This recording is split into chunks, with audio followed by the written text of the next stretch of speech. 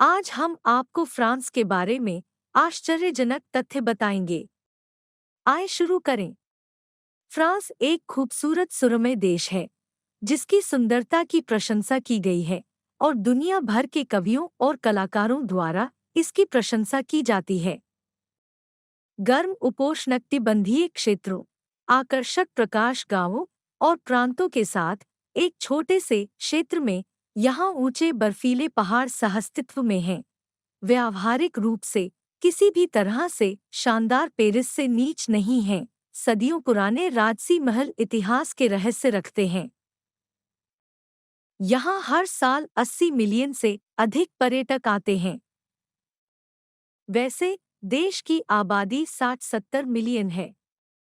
पहला तथ्य, शार्लेमेन इतिहास में एक महान शासक, फ्रैंक्स के राजा और पवित्र रोमन साम्राज्य के सम्राट के रूप में नीचे चला गया। यह दिलचस्प है कि उसका एक पसंदीदा था अबुल अब्बास नाम का एक हाथी, जिसे बगदाद खलीफा हारून अल रशीद ने उसे भेंट किया था। सम्राट जानवर पर मोहित हो गया और उसे अन्य असामान्य जानवरों के साथ रॉयल गार्डन में बसाया। जल्द ही कार्ल ने उसे सैन्य अभियानों पर ले जाना शुरू कर दिया। उनमें से एक में राइन को पार करते हुए हाथी की मृत्यु हो गई। सबसे अधिक संभावना है यह एक संक्रामक रोग या जहर था। दूसरा तथ्य, फ्रांसीसियों का आलस्य पूरी दुनिया में प्रसिद्ध है। विदेशियों ने मजाक में कहा कि अगर आप 1 मई से 31 अगस्त तक की अवधि के बाहर शुक्रवार को 7 के बाद सप्ताहांत पर या सप्ताह के दिनों में 1 से 2 बजे के बीच एक फ्रांसीसी व्यक्ति से संपर्क करते हैं तो आप जो भी पूछेंगे वह करेंगे। तीसरा तथ्य, फ्रांसीसी अपनी शिक्षा प्रणाली से बहुत नाखुश हैं। शुल्क स्कूल भयानक स्थिति प्रदान करते हैं और किशोर उपनिवेशों की तरह हैं, जहां अधिकांश छात्र फ्रेंच भी नहीं जानते हैं। निजी स्कूल बहुत महंगे हैं, जिनकी लागत कम से कम 1000 यूरो प्रति वर्ष है और वहां पहुंचना बहुत मुश्किल है। चौथा तथ्य, 16वीं से 17वीं शताब्दी तक फ्रांसीसी सरकार खजाने को फिर से भरने के लिए पदों की बिक्री में लगी हुई थी। पांचवां तथ्य, अपने पूरे इतिहास में फ्रांस ने आबादी पर लगभग असहनीय कर लगाया है। उदाहरण के लिए 16वीं लुई के शासनकाल के दौरान महान फ्रांसीसी क्रांति की शुरुआत से पहले 20 मिलियन की आबादी से 1000 टन से अधिक चांदी एकत्र की गई थी और यह प्रदान किया जाता है कि आज फ्रांस का राज्य बजट लगभग 2500 टन चांदी के बराबर है। छठा तथ्य, फ्रेंच को लंबे समय से दुनिया की पहली भाषा माना जाता है।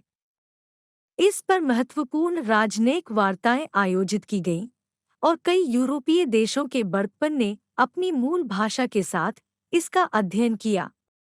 उसी समय लगभग पूरी आबादी ने पेटोइस बोली क्रियोल और अंग्रेजी का मिश्रण। भाषाई एकीकरण केवल महान फ्रांसीसी क्रांति के दौरान शुरू हुआ। नतीजतन 19वीं शताब्दी में पहले से ही फ्रांसीसी एक ही भाषा बोलते थे। सातवां तथ्य, फ्रांस टेम्पलर का जन्मस्थान है, लेकिन किंग फिलिप द हैंडसम उनके प्रबल विरोधी थे।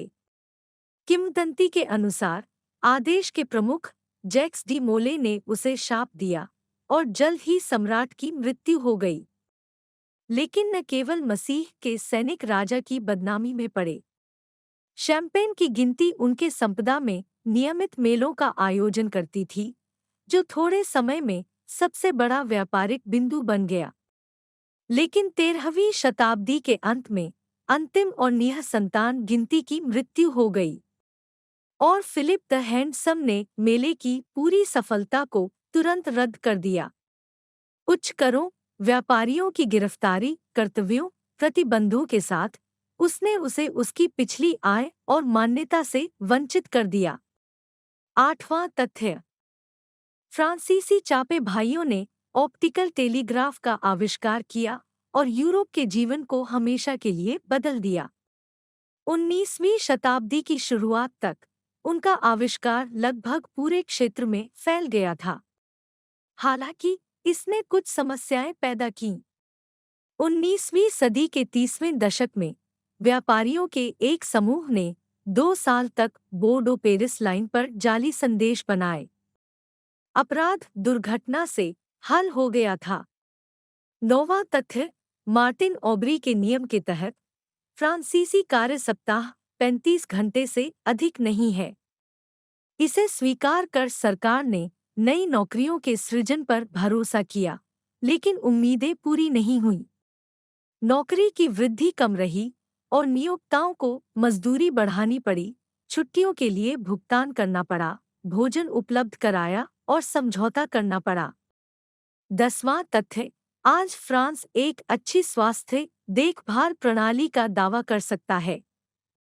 इसके सिद्धांत, प्रत्येक नागरिक अपनी आय का 16% स्वास्थ्य देखभाल के लिए देता है। यह मामूली बीमारियों और चोटों के इलाज के लिए पर्याप्त है, लेकिन यदि मामला गंभीर है तो उपचार का 75% राज्य द्वारा भुगतान किया जाता है। साथ ही हर फ्रांसीसी के पास स्वास्थ्य बीमा है, जो महंगा नहीं है। हालांकि नुकसान भी हैं। उदाहरण के लिए, किसी विशेषज्ञ के लिए बहुत लंबी कतारें जो महीनों तक चल सकती हैं, या बड़ी मात्रा में महंगी दवाएं जो हमेशा इलाज के लिए भी प्रभावी नहीं होती हैं, लेकिन डॉक्टरों द्वारा सक्रिय रूप से निर्धारित की जाती हैं। अगर जानकारी आपके लिए उपयोगी थी, तो चैनल को लाइक और सब्सक्राइब करना न भूलें। जल्द ही फिर मिलेंगे।